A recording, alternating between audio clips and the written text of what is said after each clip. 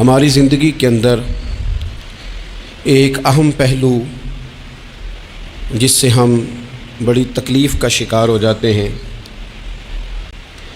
وہ ہوتا ہے لوگوں کا باتیں کرنا۔ لوگ ایک دوسرے کے بارے میں تبصرہ کرتے ہیں، گفتگو کرتے ہیں۔ اگرچہ اسلام نے اسے بڑا ناپسند کیا اور غیبت کو زنا سے زیادہ بدتر قرار دیا، لیکن معاذ اللہ ثم معاذ اللہ لوگ پھر بھی اس اخلاقی کمزوری کا شکار ہو جاتے ہیں اور لوگوں کے بارے میں گفتگو کرتے ہیں۔ پھر لوگوں کی وہ باتیں جب ہم تک پہنچتی ہیں، جس کے بارے میں بات کی جا رہی ہوتی ہے، جب اس تک پہنچتی ہے تو وہ شخص بڑی اذیت کا شکار ہو جاتا ہے۔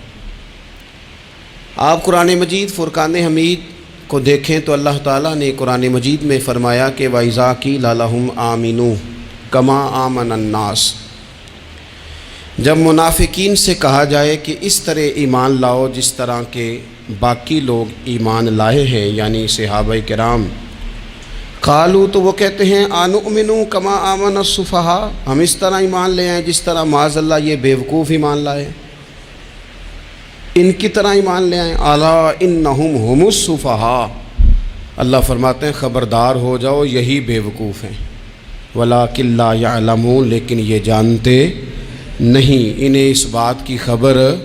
ان لوگوں کو جو کائنات کے بہترین لوگ ہیں زمین پر، انبیاء کے بعد صحابہ، ان کو لوگوں نے بیوقوف کہہ دیا، باتیں کر دی۔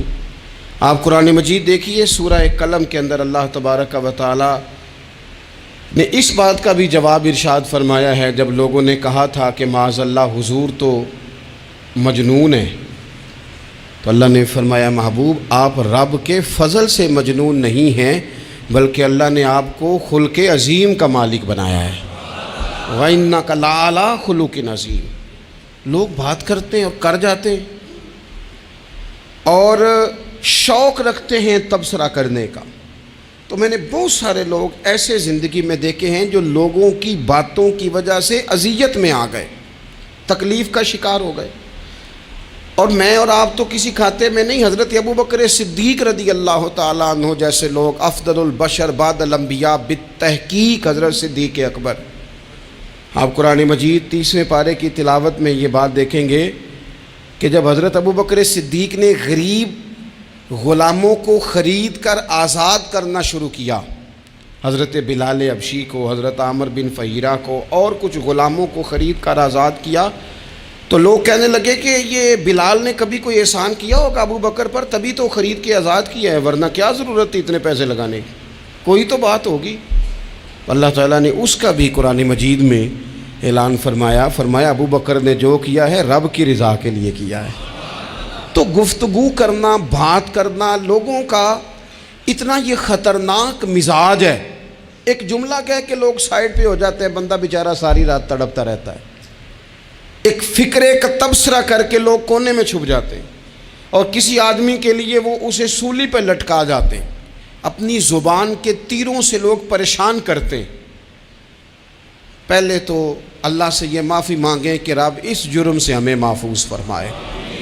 اور اب تو لوگوں کی زبانیں اتنی لمبی ہو گئیں کہ وہ صحابہ تک چلی گئی ہیں، اہل بیت نبوت تک چلی گئی ہیں۔ تبصروں کے شوق میں لوگوں نے یہ دیکھا ہی نہیں کہ میری حیثیت کیا ہے اور میں بات کس کی کر رہا ہوں، میری اوقات کیا ہے اور میں تبصرہ کس پہ کر رہا ہوں۔ بے باک ہونا اور بات ہے اور بدتمیز ہونا، ان دونوں میں فرق ہوتا ہے۔ تو میرے عزیز، ایک تو اس سے پرہیز کریں، اور پھر دوسرا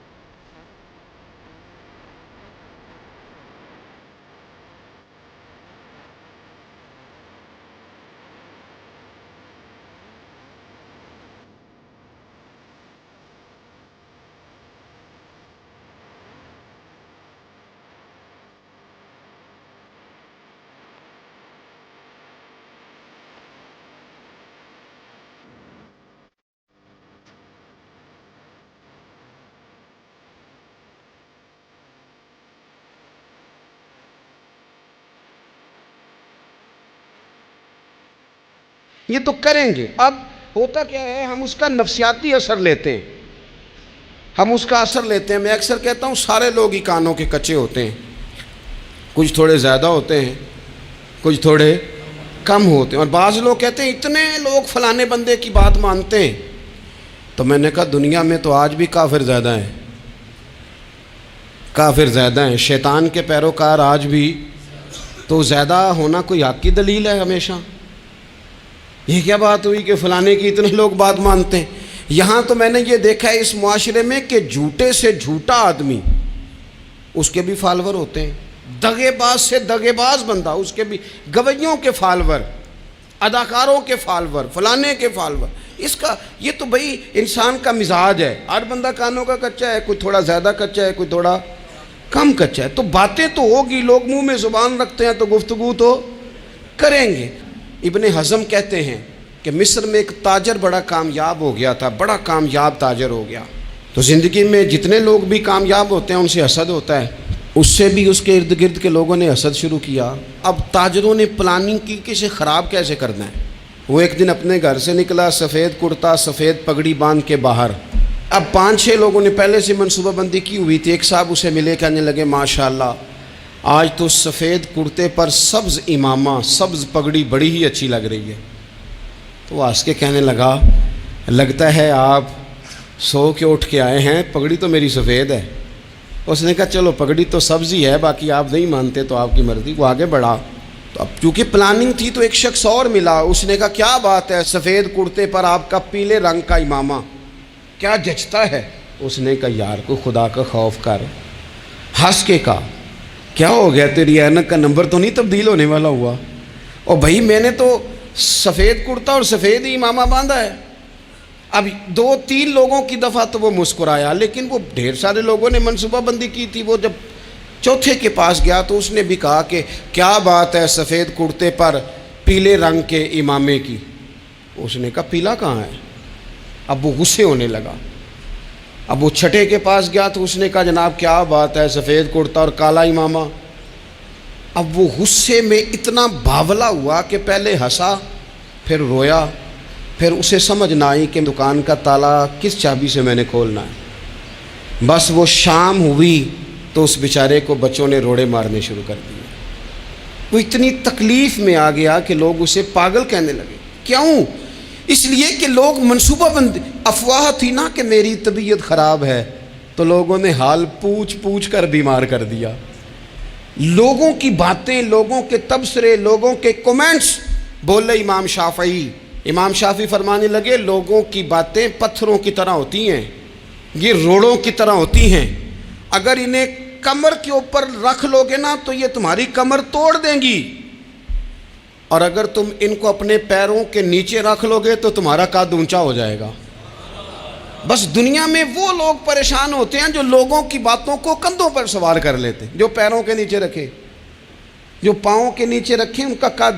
وہ پرانے زمانے میں نا عارف رومی رحمۃ اللہ علیہ فرماتے ہیں کہ ایک بیل گائے گر گئی تھی کنویں کے اندر. تو اب وہ لوگ اس کو نکال تو نہیں سکتے تھے، تو انہوں نے اس طرح کیا کہ مٹی ڈالنی شروع کر دی کہ اب بدبو آئے گی، پریشانی ہوگی، تو اس کو بند کر دیتے ہیں اندر ہی کنویں کو. کنواں نئی جگہ پہ کھود لیتے ہیں. انہوں نے جب اس کے اندر مٹی ڈالی نا تو وہ گائیں جو تھی وہ مٹی جھاڑ کے تو مٹی کے اوپر آ گئی. انہوں نے پھر مٹی ڈالی تو وہ تھوڑی اور اوپر آ گئی، اور مٹی ڈالی تو اور وہ مٹی ڈالتے گئے اور گائیں وہاں سے کنویں سے باہر آ گئی. لوگوں نے دفن کرنا چاہا، وہ باہر نکل آئی. اور میرے بھائی لوگ بھی اپنی باتوں میں دفن کرنا چاہتے ہیں، لیکن یاد رکھنا جو چمکنے والے تھے وہ چمکتے ہی رہے. جن کو اللہ نے عزت دی تھی ان کی گھٹائی کوئی نہیں سکا. اتنی لمبی زبانیں کھول کے لوگوں نے صحابہ کے بارے میں باتیں کی. باتیں ہو رہی ہیں. لوگ جن کو دبانا چاہتے تھے، آج نہیں صوفیاء کی مخالفت شروع ہوئی، ان کے زمانے میں بھی ہوئی، ان کے دور میں ان کے خلاف کتابیں لکھی گئیں. لکھنے والے خدا جانے کہاں ہیں، اور داتا صاحب ہو رہی ہے، خواجہ صاحب ہو رہی ہے.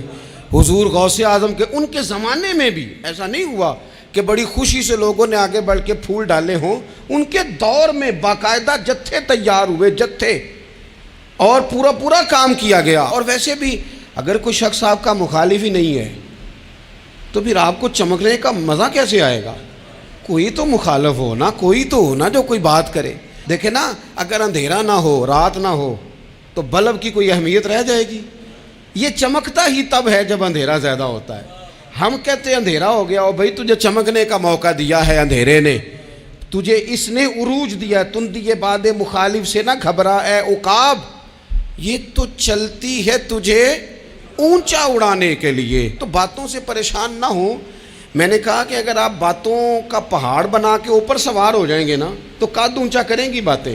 جو بندہ ڈسکس ہونے لگ جاتا ہے وہی تو مشہور ہوتا ہے، اسی کی تو بات ہوتی ہے۔ دیکھیں کیا ہوتا تھا بھلا مکے میں، کوئی بندہ باہر سے آتا تو ابو جہل اسے کھڑا کر کے کہتا حضور کے پاس نہ جانا، تو کہتا پتہ تو کروں بھلا نبی پاک کے پاس کیا ہے، پتہ تو کروں بھلا حضور کے پاس کیا ہے۔ تو جن سے تعارف نہیں ہونا تھا وہ بھی تعارف کرا رہے تھے رسول پاک کا۔ تو اس لیے باتوں سے گھبرا جانا۔ ہاں ایک بات ہمیں کتاب و سنت میں ملتی ہے، اس پر ضرور غور کریں، تہمت والی جگہ سے بچیں، تہمت کا موقع نہ دیں۔ مطلب بلا وجہ ہی اپنے لیے بحث کا دروازہ کھولنا یہ درست نہیں ہے۔ اپنے لیے کچھ چیزیں ایسی ہوتی ہیں جو سب کی سمجھ کی نہیں ہوتی، وہ سب کے سامنے ڈسکس کرنا ضروری نہیں ہوتا۔ حضرت سیدنا ابو ہریرہ رضی اللہ تعالیٰ عنہ فرمایا کرتے تھے، مجھے نبی پاک علیہ السلام نے علم کی 2 تھیلیاں دی ہیں، میں نے ایک کھولی ہے تمہارے سامنے، ایک کھولی ہے، دوسری نہیں کھولوں گا، اس لیے کہ ہر بندے کو بات اس کے ظرف کے مطابق کرنی چاہیے۔ تو موقع نہ دیں۔ نبی پاک صلی اللہ علیہ وسلم نے فرمایا، اس بندے نے اپنی، یہ بخاری میں موجود ہے، فرمایا اس نے اپنی عزت اور اپنی جان کو محفوظ کر لیا جو فتنے والی جگہ سے بچ گیا۔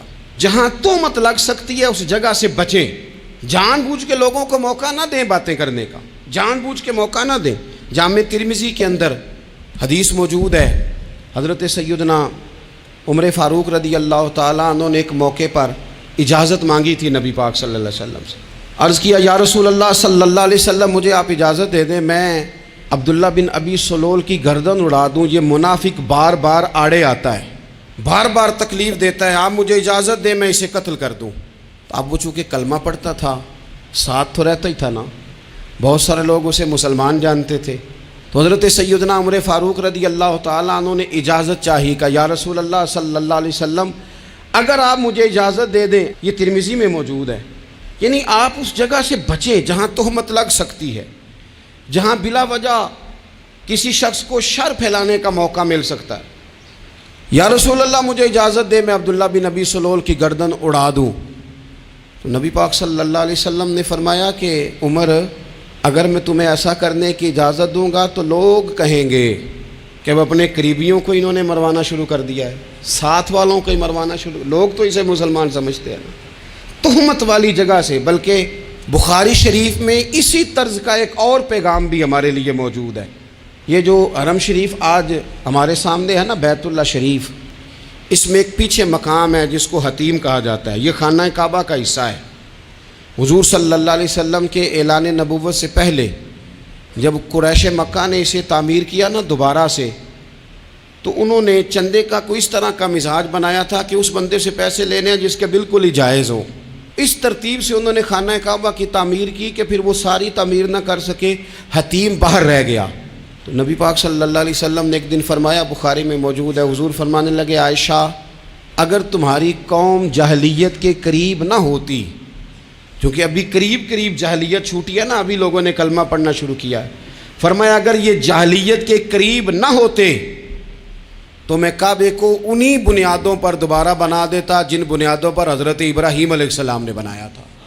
لیکن چونکہ یہ جاہلیت کے قریب ہیں، ان کی سمجھ میں چیز نہیں آئے گی، یہ شک میں پڑ جائیں گے، پریشان ہو جائیں گے، لہذا میں یہ کام نہیں کرتا۔ بہت ساری چیزیں ایسی ہیں کہ جن کی وجہ سے بعض سادہ لوگ ابہام کا شکار ہوتے ہیں، ابہام کا۔ ہمارے علماء نے اس طرح کیا کہ بڑے طے کر کے عقائد کے عنوانات امت تک پہنچائے۔ ہر آدمی ہر شعبے کا اسپیشلسٹ نہیں ہوتا، بہت سارے لوگ باتیں مریض کے سامنے کرنے والی نہیں ہوتی، وہ صرف لواحقین کو بتانے والی ہوتی۔ پھر کچھ لوگ اور آئے جنہوں نے کہا کہ ہم تو ایفیشنسی دکھائیں گے، کچھ خاص ہر بات کھول کر لوگوں کے سامنے رکھیں گے۔ اس کا نقصان پھر یہ ہوتا ہے کہ سادہ لوگ مشکلات کا شکار ہوتے ہیں۔ وہ پھر جب کہتے ہیں ہر چیز ڈسکس کر لینی چاہیے تو پھر باتیں دور نکل جاتی ہیں. پھر لوگوں نے انبیاء کرام علیہم السلام کی اجتہادی خطاؤں کو ڈسکس کرنا شروع کیا. ربنا ظلمنا انفسنا، اگر حضرت آدم یہ لفظ کہیں تو ان کے لیے تو ٹھیک ہے، لیکن اگر کوئی غلام اور امتی اور بیٹا اٹھ کے یہ لفظ کہے تو اس کے لیے ٹھیک نہیں ہے. تو میرے عزیز ایسے کام نہ کریں جس کی وجہ سے بلا وجہ بحث کا. ہمارے یہاں کچھ لوگوں کو شوق ہے خبروں میں رہنے کا، وہ ایسی باتیں چھیڑتے ہیں جن سے نہ وہ خبروں میں رہ سکیں. میں نے دیکھا ہے وہ کہتے ہیں جی میں نے کوئی انوکھی بات کرنی ہے. بھئی انوکھی بات کرنے سے بندہ مشہور تو ہو جاتا ہے. ہمارے زمانے میں مشہور ہی وہ ہوتا ہے جو دوسروں سے ذرا ہٹ کے بات کرے، انوکھی کرے. وہ ہمارے لطیفہ لکھا ہے نا، ایک اہل عرب کا ایک ہجا نام کا عربی کا ایک لطائف سنانے والا شاعر ہے، تو وہ کہتا ہے کہ ایک شخص نے ایک دفعہ کہہ دیا تھا گدھا کھانا جائز ہے. تو بڑے بڑے علماء اس کے گھر چلے گئے کہ بھئی کوئی دلیل، کوئی جزیہ، کوئی کہاں سے، کوئی کتاب، کوئی حوالہ، کوئی شے. اس نے کہا روز آؤ گے ایک ایک بندے کو بتاؤں گا، کٹھا اسٹیج لگاؤ، ایک ہی دفعہ حوالے دیتا ہوں، روز نہیں دیے جاتے. وہ اسٹیج لگ گیا، دنیا جمع ہو گئی جنہوں نے کبھی ٹائم نہیں نکالنا. تو یہ ذرا انوکھی بات جو کر رہا تھا تو سارے لوگ آ گئے. تو وہ اسٹیج پہ چڑھا تو کہنے لگا مجھے جانتا کوئی نہیں تھا. چلو اب بدنام جو ہوں گے تو کیا نام نہ ہوگا. اب قیامت تک کہو گے تو صحیح نا، وہ اس مولوی دے گھر جنہیں ایک بار آخیا نہیں سی گدھا کھانا جائز ہے، چلو بدنام جو ہوں گے تو کیا. تو بہت سارے ایسے لوگ ہیں جو ہیں بدنام، پر چلو نام تو ہو گیا نا. بدنامی صحیح، شرارت صحیح، شیطانیت صحیح، لیکن نام تو ہو گیا. تو اس لیے کوئی ایسا انوکھا کام جس سے لوگوں کی، میں آپ سے بڑی گزارش سے عرض کروں، اعلیٰ حضرت بریلوی رحمۃ اللہ علیہ نا لالٹین کے اندر مٹی کا تیل جلایا جاتا ہے ہمارے ہاں. تو مٹی کا تیل ظاہر ہے اس سے بدبو آتی ہے، تو مسجد میں وہ جلانا جائز نہیں تھا. تو ایک صاحب ارنڈی کا تیل لائے، وہ خوشبو والا ہوتا ہے. وہ لا کے انہوں نے نا اعلیٰ حضرت بریلوی رحمۃ اللہ علیہ کو لالٹین میں ڈال کے دیا اور کہا کہ یہ مسجد میں اس کو جلاتے ہیں چونکہ اس کے اندر سے خوشبو آتی ہے، بدبو نہیں آتی. تو وہ جو شرعی عذر ہے نا، حضور نے فرمایا کہ جمعے والے دن غسل کر کے آؤ تاکہ کسی کے پسینے سے ایک دوسرے کو تکلیف نہ ہو. کچا لہسن پیاز کھا کے مسجد آنا اس لیے منع کر دیا گیا کہ منہ کی بدبو سے تکلیف ہو. تو مسجد میں کوئی ایسی چیز جو بدبو کا باعث بنے منع ہے. اب انہوں نے وہ تیل لا کے لالٹین میں ڈالا جس سے خوشبو آتی تھی اور لالٹین بھی روشن ہوتی تھی. تو اعلیٰ حضرت فاضل بریلوی رحمۃ اللہ علیہ اپنے اس خادم سے فرمانے لگے کہ اب لوگ تو آئیں گے نا، تو ہمارے علاقے میں تو ساری دنیا مٹی کے تیل سے ہی چلاتی ہے، تو اب آپ نے ایک خوشبو والا تیل لا کے ڈال تو دیا ہے اس کے اندر لالٹین میں، پر یہ لوگوں کو بتائے گا کون کہ یہ تیل وہ نہیں ہے. لوگ تو یہاں سے دیکھ کے جائیں گے اور جا کے کہیں گے کہ اتنے بڑے عالم کی مسجد میں اگر جل رہا ہے تو ہم کیوں نہ جلائیں.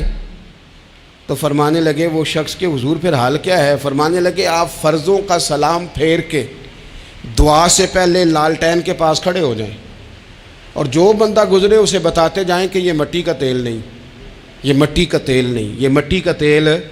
ہر شخص کے ذہن تک بات اتر جائے تاکہ لوگ کسی ایسی چیز کا شکار نہ ہو جائیں جس سے کہ ان کے مزاج میں کوئی غیر شرعی چیز عروج پکڑ لے. ہمارے ہاں بالخصوص پاکستان میں جب سے سیاسی فرقہ واریت شروع ہوئی ہے، سیاسی، ہماری قوم کا مزاج اتنی بری طرح خراب کیا گیا ہے. ہمارے نوجوان بچے جو بڑے سنجیدہ پڑھے لکھے، ان کی گفتگو اپنے سیاسی مخالف کے بارے میں اتنی لوز کر دی گئی ہے، اتنی کمزور کر دی گئی، اتنی خوفناک کر دی گئی ہے کہ اس طرح تو کبھی نہیں ہوا تھا. یہ مزاج جو لوگوں کو دیا جا رہا ہے، قومیں اپنے اخلاق کے طور پر زندہ رہتی ہیں. بد اخلاقیاں کبھی بھی انسانوں کو اونچا کر سکتی، پیچھے رہ جاتے ہیں لوگ. تہذیب کسی سوسائٹی کا حسن ہوتا ہے، اور میں کہوں گا کسی بھی سیاسی جماعت سے وابستگی ہے وہ 100% رکھے جو اس کی سمجھ میں آتی ہے، لیکن اپنے اخلاقی مزاج کو کبھی کمزور نہ ہونے دے، اخلاقی رویہ کبھی کمزور نہ ہونے دے. یہ کیسے ہو سکتا ہے؟ دیکھیں ابو جہل، ابو لہب، عتبہ، عتیبہ، شیبہ، وہ وہی باتیں کر سکتے تھے جو ان کے مزاج کی تھیں، جو آج تک لوگ کسی بھی دیندار کے بارے میں کرتے ہیں. تو انہوں نے وہی باتیں آ کے کی تھی جناب ابو طالب کے ساتھ. انہوں نے کہا تھا کہ اگر معاذ اللہ ان کو دولت چاہیے تو ہم دیتے ہیں. بڑے سے بڑے مخلص آدمی پر آج لوگ دعویٰ نہیں کرتے کہ دولت کے لیے لگا ہوا ہے. انہوں نے کہا دولت چاہیے تو دیتے ہیں. اگر کسی خاتون سے نکاح کرنا چاہتے ہیں تو کرا دیتے ہیں، سرداری چاہیے تو دے دیتے ہیں۔ اب یہ سوچ ہی اتنی ہے، اس سے آگے جاتی نہیں۔ وہ معاذ اللہ حضور کے بارے میں اور بھی باتیں کرتے، یہ شاعر ہیں، یہ جادوگر ہیں، یہ فلاں ہیں، لیکن میرے نبی پاک علیہ الصلوۃ والسلام نے کبھی بھی ان کی ذاتی زندگی کو ڈسکس نہیں کیا، کبھی نہیں کیا۔ ابو جہل شراب پیتا تھا، لیکن حضور نے کبھی سوسائٹی میں یہ بات لوگوں کے سامنے بیان نہیں کی۔ وہ لوگوں کے پیسے دبا لیتا تھا، کئی جگہوں پہ حضور نے پیسے نکلوا کے دیے، لیکن جگہ جگہ گلی گلی کھڑے ہو کے حضور نے یہ نہیں فرمایا کہ یہ اس طرح کا ہے۔ آپ اپنے مخالفین کے بارے میں ضرور کلیم کریں، ثبوت کے ساتھ ضرور بات کریں، یہ ضروری ہے، لیکن آپ کا رویہ اتنا گرا ہوا نہیں ہونا چاہیے کہ لوگ سمجھیں کہ یہ قوم تو اخلاق سے ہٹ گئی ہے۔ آپ اختلاف کریں، لیکن اختلاف کے بھی آداب ہوتے ہیں، اس ادب کے دائرے کے اندر رہ کے۔ صحابہ کے بیچ بھی رائے کا اختلاف ہو جاتا تھا، ہو جاتا ہے، ہو جایا کرتا ہے، حضور اس اختلاف کو قبول کرتے، بھئی ہو جاتا ہے رائے کا اختلاف اپنوں میں، لیکن اس کے اندر انسان توہین پہ اتر آئے، اس کا لہجہ اس طرح کا ہو جائے جس طرح کی بازاری گفتگو کی جاتی ہے، تو محسوس ہوتا ہے کہ یہ تربیت کا فقدان ہے، یہ لہجے باوقار لوگوں کے نہیں ہوا کرتے۔ لہجے کو کبھی برا نہ ہونے دیں، انداز کو، لوگ آپ کو چھیڑیں گے، اپنی جگہ پہ کھینچ کے لانے کی کوشش کریں گے، بڑا کچھ لوگ کریں گے، لیکن آپ اپنی جگہ سے آپ تبدیل نہیں ہوں گے۔ آپ کہیں گے یار میرا ایک معیار ہے، میری ایک حیثیت ہے، میں اپنی حیثیت چھوڑ سکتا؟ میں اپنی حیثیت نہیں چھوڑ سکتا۔ ہر بندے کو آپ ڈسکس کریں گے، تو تہمت والی جگہ سے ضرور بچیں، بدگمانی سے ضرور بچیں، لیکن ہر شخص کو اس کے معیار کے مطابق اتر کا جواب دینا یہ باوقار لوگوں کا سٹیٹس نہیں ہوتا۔ وہ کہتے ہیں جا بات کر، جا کے تو کون ہوتا ہے تیری بات کرے، اب ہم ہر شخص کے منہ لگیں، یہ کیسے ہو سکتا ہے؟ نبی پاک صلی اللہ علیہ وسلم گزر رہے تھے، صحیح بخاری میں موجود ہے، آپ کی اہلیہ حضرت صفیہ رضی اللہ تعالیٰ عنہ آپ کے ساتھ تھیں، رات کا وقت تھا، حضور گزر رہے تھے، تو صحابہ کچھ کھڑے تھے، تو حضور نے ایک کو بلا کے کہا کہ یہ میری بیوی ہیں، صفیہ ہیں۔ عرض کرنے لگے حضور مجھے میری ماں روئے، میں کوئی آپ کے بارے میں بدگمانی کرتا؟ تو حضور نے جواب میں کیا کہا؟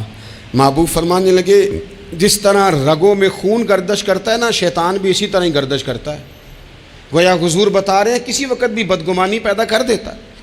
میں تمہیں بتا رہا ہوں کہ اپنی اہلیہ کے ساتھ جا رہا ہوں، میری بیوی ہے، کوشش کریں کہ آپ اس جگہ سے بچیں جہاں باتیں ہو رہی ہوں۔ اور اس پہلو پہ تیسری گزارش اس عنوان پر یہ ہے کہ اگر کسی کے بارے میں باتیں ہو رہی ہوں تو فٹافٹ اس کا حصہ بننے کی کوشش نہ کریں، بلکہ آپ کے پاس جب تک کوئی شرعی ثبوت نہیں ہے تب تک آپ اس بات کا حصہ نہ بنیں۔ ہمارے ہاں بات ہو رہی ہوتی ہے تو دو چار بندے دوڑ کے نا اپنا بھی حصہ ڈالتے ہیں، بلکہ میں بڑی ذمہ داری سے یہ بات عرض کروں گا، بات لمبی ہوتی تب ہے جب کوئی بندہ درمیان میں کہہ دیتا ہے نا نہیں تجھے تو تھوڑا پتہ ہے، تھوڑا میں بھی کرتا ہوں۔ وہ کئی دفعہ وعدہ معاف گواہ بن جاتا ہے، جا کے دوسروں کو خبر کرتا ہے اس نے یہ کہا ہے، حالانکہ بندہ اس سے پوچھے کہ اگر انہوں نے کہا تھا تو اتنا سجن تھا تو وہاں جواب دے کے کیوں نہیں آیا؟ تجھے چاہیے تھا وہیں جواب دیتا، وہیں جا کے جواب دے دیتا۔ ایک بزرگ کی خدمت میں ایک دفعہ حاضر تھا، ایک بڑے عالم تھے، تو ان کے پاس آ کے ایک شخص نے کہا کہ فلاں آدمی آپ کے بارے میں یہ بات کر رہا تھا، تو وہ ہنس پڑے، فرمانے لگے پھر آپ کہاں تھے؟ کہنے لگے میں وہیں تھا۔ فرمانے لگے میرا اور آپ کا رشتہ کس طرح کا ہے؟ کہنے لگا جی میں تو شاگرد ہوں، ارادت مند ہوں۔ تو فرمانے لگے پھر آپ میرے پاس سوال لے کے آ گئے ہیں، آپ نے وہاں جواب کوئی نہیں دیا۔ فرمانے لگے اب تو میرے سامنے بیٹھ، پہلے اس سوال کا جواب میں تجھے دوں، پہلے تجھے قائل کروں، اگر تو قائل ہوتا نا تو پھر تو یہ بات لے کے میرے پاس نہ آتا، پھر تو وہاں تو کلیئر کر آتا، تیرے اندر کجی ہے، تو بات کا حصہ بنا ہے، اور میرے نزدیک اس سے بڑا تو مجرم ہے کہ تو نے بات کو سنا ہے، وہ تو کوئی ہے، اور تو اپنا تھا، تو نے اپنا ہو کے یہ باتیں سنی، تو نے ہاں کی، تو وہاں بیٹھا رہا، تو اپنا تھا۔ اور حضور نے فرمایا محبت تو بندے کو اندھا بہرا اور گونگا کر دیتی ہے، جو کسے دا عاشق ہوئے ہوتے گل اسے دی کردا ہے، 100 مکر بہانے کر کے او دے ہی مرنے مردا ہے۔ تو نے سن کیسے لی؟ تیرے کانوں نے گوارا کیا؟ پہلے تو مطمئن ہو نا، تو اگر مطمئن ہوتا تو بات آگے وہیں جواب دے کے آتا، تب تو ہی غیر مطمئن ہے تو میں کسی اور کو کیا جواب دوں؟ تو مدد کریں اپنے بھائی کی اس معاملے میں کہ اگر آپ کلیئر ہیں تو پھر آپ اسے وہی کلیئر کریں، کہیں یار میری بات سن، یہاں تک تو بات ٹھیک ہے، اس بات کا میں گواہ ہوں، یہ ہو سکتی نہیں۔ اور نبی پاک کا یہ طریقہ ہے، مسند امام احمد بن حنبل میں حدیث موجود ہے، حضرت عبداللہ ابن مسعود رضی اللہ تعالیٰ عنہ، کمال آدمی حضرت عبداللہ ابن مسعود، حضور نے فرمایا عبداللہ ابن مسعود سے قرآن سیکھا کرو، یہ اسی طرح پڑھتے ہیں جس طرح میرے اوپر نازل ہوا تھا۔ حضرت عبداللہ ابن مسعود کو نبی پاک علیہ السلام نے فرمایا درخت پہ چڑھ کے ذرا میرے لیے مسواک تو اتار دو۔ حضرت عبداللہ ابن مسعود کی پنڈلیاں پتلی پتلی تھی، ٹانگیں پتلی تھی، وہ درخت پہ چڑھے، ہوا چلی تو کپڑا تھوڑا ہٹ گیا تو بعض لوگ ان کی پتلی پنڈلیوں کا مذاق اڑانے لگے، معاذ اللہ، دیکھو کیسی باریک باریک پنڈلیاں ہیں، کیا انداز ہے۔ اب حضور بیٹھے ہیں نا، تو انہوں نے جو بات کی تھی وہ بات بھی درست تھی، پنڈلیاں واقعی پتلی تھیں، اور کوئی بھی اس انداز میں دیکھتا تو شاید مسکراتا۔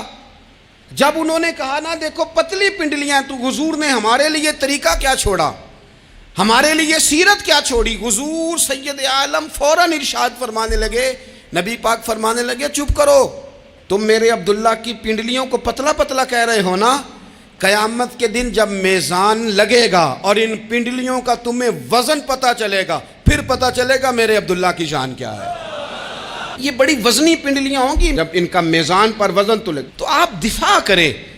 نبی پاک صلی اللہ علیہ وسلم نے فرمایا اگر کسی جگہ تیرے بھائی کی عزت پر حملہ ہو رہا تھا اور تو بچانے پر قادر تھا اور تو نے اس کی عزت سے اس شر کو روک دیا، کہا نہیں یار ایسی بات نہیں ہے، تم غلط کہہ رہے ہو، فرمایا اگر تم کسی کی عزت کا دفاع کرو گے تو فرمایا جہاں تمہاری عزت خراب کی جا رہی ہوگی رب وہاں تمہاری عزت کا دفاع فرمائے گا، اللہ تمہاری عزت کا محافظ بن جائے گا۔ لیکن ہم کیا کرتے ہیں، ہم لوگ باتیں کر رہے ہوتے ہیں تو ہم ان باتوں میں ایک بات اور شامل کرتے ہیں، جو آپ کے حق میں ہے اس نے مخالف نہیں ہونا، اور جو مخالف ہے اس نے کبھی حق میں چھوڑیں، آپ کس کو قائل کر رہے ہیں، جس کی سمجھ میں آتی ہے وہ قبول کرے، نہیں آتی تو دروازہ کھلا ہے، کہیں اور تشریف لے جائے۔ ہمارا یہ مزاج بن گیا کہ بلا وجہ کی وضاحتیں بھی بندے کو کمزور کرتی ہیں، بلا وجہ ہم کمزور پڑ جاتے ہیں، تھوڑے بے نیاز ہو جائیں، چھوڑیں کچھ بے نیاز بنے، طبیعت کوئی بے نیاز، ہم نہ بے نیاز نہیں ہوتے، ہر بات کو سوچتے ہیں، ہر بات کی وہ جی وہ فلانے نے پتہ کیا کہا ہے، تو بڑی معذرت سے بالخصوص خواتین کا مسئلہ ہوتا ہے، وہ کہتے ہیں پوری دسو، نہیں دسو نے آخیا کی، بھئی آپ نے کیا کرنا ہے، اس کے لیے پھانسی کا حکم لگانا ہے آپ نے، چھوڑ دیں، بات ہو گئی ختم ہو گئی۔ اپنی زندگی میں تھوڑی سی بے نیازی بھی پیدا کریں، تھوڑی سی بے نیازی، ہر ایک کی بات سننا، ہر ایک کی بات پر غور کرنا، ہر بندے پر تبصرہ شروع کر دینا، وہ تو تکلیف آ جائے گی۔ وہیں سے جہاں سے بات شروع کی تھی پھر وہیں لاتا ہوں کہ باتوں کا اثر لیں لیکن صرف خیر کی باتوں کا اثر لیں، لیکن صرف اچھے لوگوں کی باتوں کا، ہر ایک کی بات کا اثر لوگے لوگ دو قدم نہیں چلنے دیں گے۔ اور دوسرا میں آپ کو بڑی ذمہ داری سے عرض کرتا ہوں، ہم ویژن والے لوگ ہیں، ہماری 1400 سال کی تاریخ ہے، ہم ویژن والے لوگ ہیں، یہ نہیں ہے کہ ادھر ایک بندہ آیا تو تھوڑی سی ہم اس کے پیچھے چلے جائیں گے، پھر کل ایک اور آئے گا تو تھوڑا سا اس کے پیچھے چلے جائیں گے۔ یہ تو وہ لوگ ہوتے ہیں جن کے پیچھے بنیاد نہیں ہوتی، اور جن کی پوری بنیادیں ہونا وقت زیادہ ہو گیا، ورنہ میں آپ کو اپنی سند پڑھ کے بتاتا کہ ہماری سند امام بخاری تک کیسے جاتی ہے اور امام بخاری کی رسول پاک تک کیسے جاتی ہے، یہ تو ایک تسلسل ہے۔ تو اس لیے بڑی جلدی آزمائش کا شکار نہ ہوا کریں۔ باتیں کس لیے ہیں، جو بندہ ویلا ہے اس نے بھی 4 باتیں تو ہر بات کا اثر نہ لیں۔ بالخصوص جوانوں سے کہتا ہوں، ٹارگٹ اچیو کرنے کے لیے سب سے پہلے تو مقاصد کا تعین کرے، جانا کدھر، اور پھر اس پہ لگ پڑے۔ باتیں ہوتی رہیں گی لیکن باتوں کو پشت پہ سوار نہیں کرنا، باتوں کو پاؤں کے نیچے رکھنا ہے، قد اونچا ہو جائے گا، قد اونچا ہو جائے گا۔ پشت پہ سوار کرو گے تو گردن ٹیڑھی کر دیں گے۔ آپ بس بڑھتے جائیں۔ گھوڑا جب دوڑتا ہے نا، دوڑتا ہے تو اس کے پیروں کو جھاڑیاں لگتی ہیں، لیکن اگر دوڑتا رہے تو کوئی جھاڑی کہیں رہ جاتی ہے، کوئی کہیں رہ جاتی ہے۔ باقی مخلوق کرتی ہے باتیں، وہ کرتی رہے گی، آپ آگے بڑھیں، سفر کرتے رہیں۔ سفر بہت سارے باتیں کرنے والے وہیں رہ جاتے ہیں اور کام کرنے والے کہیں کے کہیں پہنچ جاتے ہیں۔ باتیں کرنے والوں میں سے نہ ہوں، کام کرنے والوں میں سے ہوں۔ اللہ توفیق عطا فرمائے۔ آخر دعوانا الحمدللہ رب العالمین۔